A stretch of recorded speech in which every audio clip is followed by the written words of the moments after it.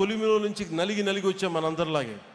So అందుకని ఇక నుంచి ఇన్ని సంవత్సరాలు నేను కీలకమైనది ఏంటంటే, మన ఏ ఐడియాలజికల్ ఫౌండేషన్ మీద నిలబడ్డాం, దేని మీద వచ్చాం మనం, వీటన్నిటినీ ఒకసారి మీతో పంచుకొని 5 అంచెలుగా దీన్ని మీకు ముందుకు చెప్తాం.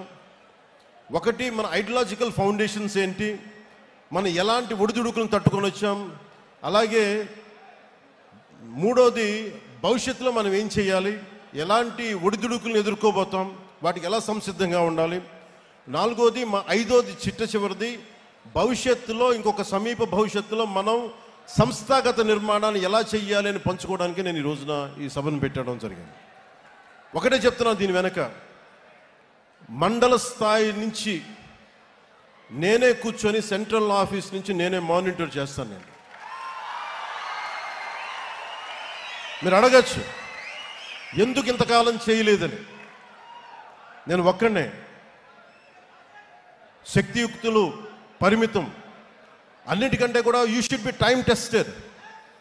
వీళ్ళు సినిమా ప్రభావంతో వచ్చారా నేనంటే, లేదంటే సమాజం మీద ప్రేమతో వచ్చారా, దేశం మీద ఇష్టంతో వచ్చారా, లేదంటే వీళ్ళకి ఏమున్నాయి అవసరాలు, పదవుల కోసం వచ్చారా?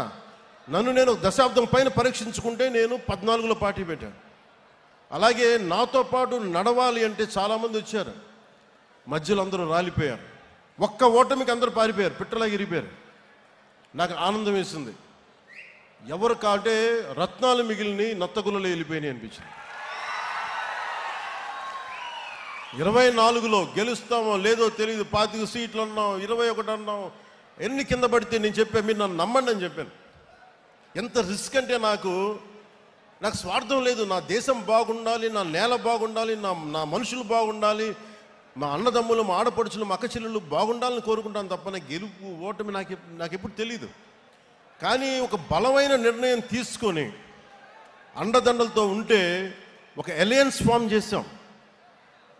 ఈ రోజున వేదిక పైన ఇంతమంది కూర్చున్నారు, ఇంత పదవులు వచ్చినాయి అంటే మనం విడిగా వెళ్ళిపోతే వచ్చిండేదా రాదా అనేది అది ఎప్పుడు ఒక డిబేట్. అది నేను ఛాన్సెస్ తీసుకోదలుచుకోలే. ఐడియాలజీ అని చెప్పి ఒక పొలిటికల్ వ్యూహాలు లేకుండా, ఒక రాజకీయ వ్యూహాలు లేకుండా కేవలం ఐడియాలజీతో మాట్లాడి అడవుల్లో హతమైపోయిన వ్యక్తులు ఉన్నారు. పార్టీలు పెట్టి మొత్తం వెళ్ళిపోయిన వాళ్ళు ఉన్నారు. నేను అలా అనుకోలే. ఐడియాలజీ ఉంటుంది, ఐడియాలజీని లోపల గుండెల్లో పెట్టుకుంటాం. కానీ పొలిటికల్ ప్రాక్టికల్ ఐడియలిజంతో పాటు ప్రాగ్మాటిజం అంటే ఐడియాలజీ ఉండాలి, కానీ అది రాజకీయమైన సత్ఫలితాలు ఇవ్వాలి, అధికారంలో భాగస్వామ్యం తీసుకో.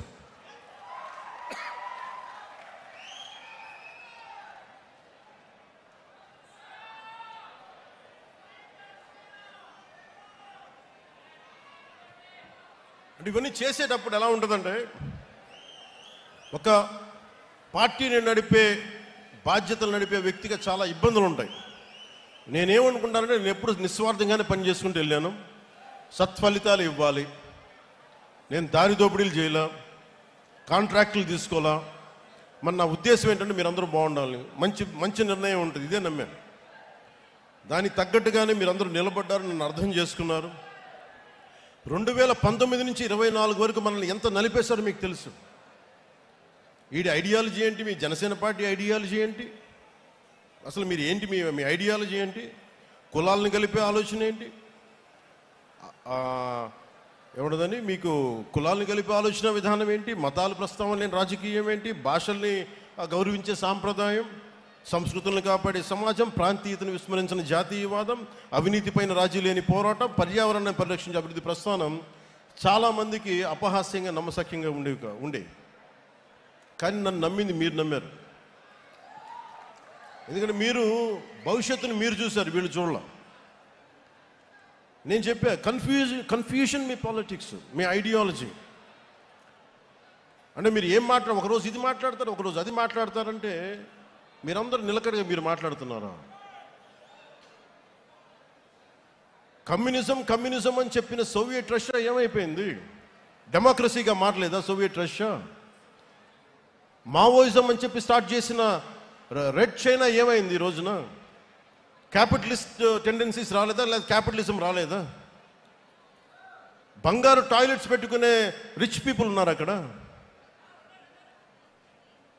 అంటే ప్రపంచమే ఇన్ని తీరులుగా మారుతున్నప్పుడు అంటే మాకు ఏం అర్థమవుద్ది? చిన్నప్పుడు మేము చదువుకోలేదా?